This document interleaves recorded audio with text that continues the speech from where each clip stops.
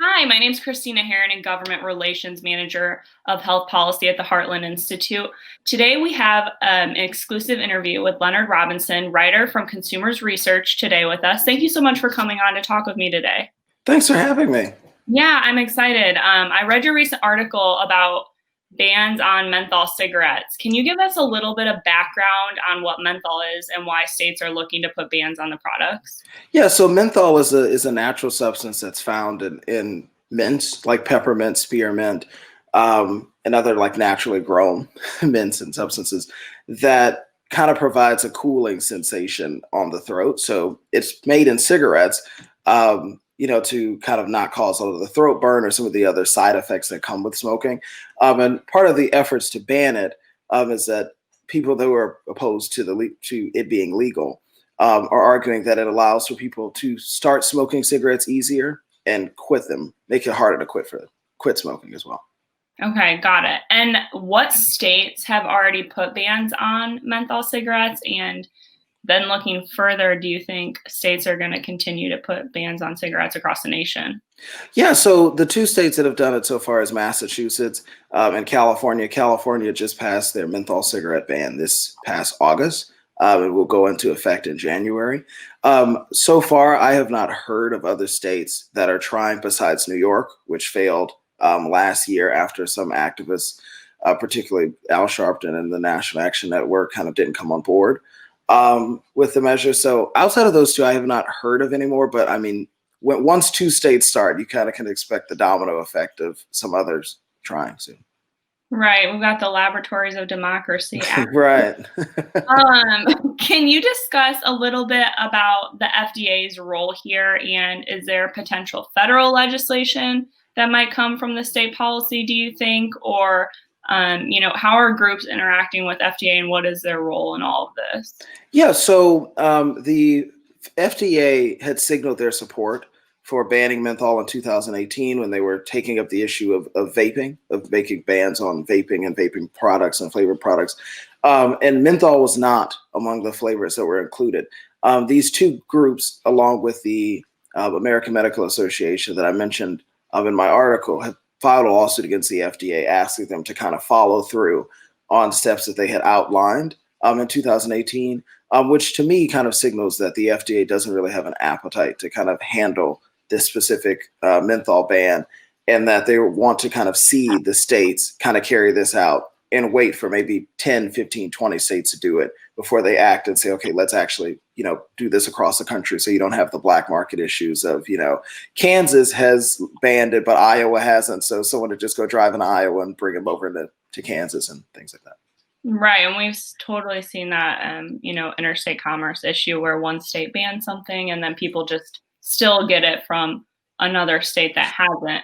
Yeah, or even if it's not a ban, I mean, you see this with pricing. I have family in North Carolina and family in New York, and North Carolina is notorious for very cheap cigarettes, and the New York is smacked as many taxes and sin tax and stuff on it. So family just go from New York to North Carolina and come back with piles of cigarettes, to last until their next trip or so. Right. So you mentioned this potential black market if there are bans in place that might erupt. And we, again, like you said, we've seen it with other drugs and other substances. What are your thoughts and what is the opposition, for the black markets and a more free market approach to this situation? I'm sorry, can you repeat that again? So there is potential for a black market to erupt. What are the free market advocates thoughts on this? We come from a free market perspective, and Gotcha. here at Portland, we've done a lot of harm reduction and look at vaping and, the bans and excise taxes on cigarettes, and do they really work? What are your thoughts on just a free market approach to this? And should we be putting bans on cigarettes? We put bans on sugar. Some states are, and are limiting sugar, and some states are limiting other substances. Should we be doing this with menthol cigarettes? Gotcha. I mean, well, most free market proponents will probably tell you that the best thing to do on this is to simply leave it alone. I mean, you've had we've come through the tobacco issue like quite often of like, oh, should you put a tax on it? And then maybe a tax would disincentivize. And, at best, the people are going to continue smoking, at least their bad habit can go to fund the schools or roads or sort of whatever. And I mean, most kind of free market kind of opponents of legislation like that would probably balk at that as well. But I mean, I guess in a free market system, you would just prefer that people be able to make, informed choices about consumer habits that they want to partake in, whether that's alcohol, tobacco, sugar, caffeine, whatever have you. Yeah, well, I completely agree. And I think, we've seen the excise taxes, and they're often supposed to go to educational resources. And again, they don't. Right. The mental health issues that a lot of these, substance abuse drugs, the issue at hand, which is, the mental health issue, they don't go to addressing those. So I think there is a lot of problem with that, and there is potential for a black market. And then that's a completely unregulated market where FDA has no say in it. And, we don't want something like that because that's not good for public safety either. So I think there are other options than just creating a ban on these type of products. And I don't know that it necessarily works. And we always hear politicians talk about unforeseen and unintended consequences. And I think they're very, easy. The writing's on the wall here that people will go get the product, if they want. Yeah, I mean, you saw an alliance on this issue between, some pretty unexpected groups. I mean, you would think of sort of the overlap between a lot of the free market opponents and someone who typically comes from the left, like Al Sharpton and the National Action Network, saying like this leads to very serious effects for policing, that this has potential to lead to very serious impacts for policing. And the criminalization of this and the amount of, laws that that could sort of be violated and civil liberties issues that could possibly arise. Yeah, I think that's interesting. You mentioned in your article that there are proponents that are on the left, opponents of the bans, I guess, that are, looking to these unforeseen consequences that I think a lot of politicians will preach. And it's like, it's here and these things will happen. There will be policing issues. And how do you even regulate it? And how are we going to deal with these situations? So once the laws are on the books, it's harder to remove, I think. Exactly, right.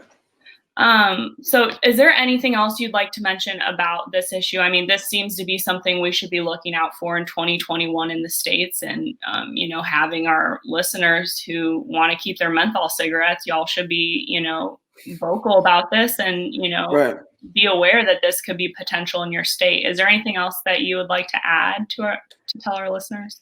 Yeah, I mean, I think this is kind of echoing what you're saying here. I mean, this is something you watch in your state legislatures for. I mean, particularly with November elections occurring now, the outcomes of that, some of these states that have upcoming gubernatorial elections, kind of seeing where this falls on a potential candidate's agenda. Because I don't think this is, I think 2021, but even possibly a presidential impact can have impact on this as well, depending on how serious the FDA might get on banning menthol cigarettes.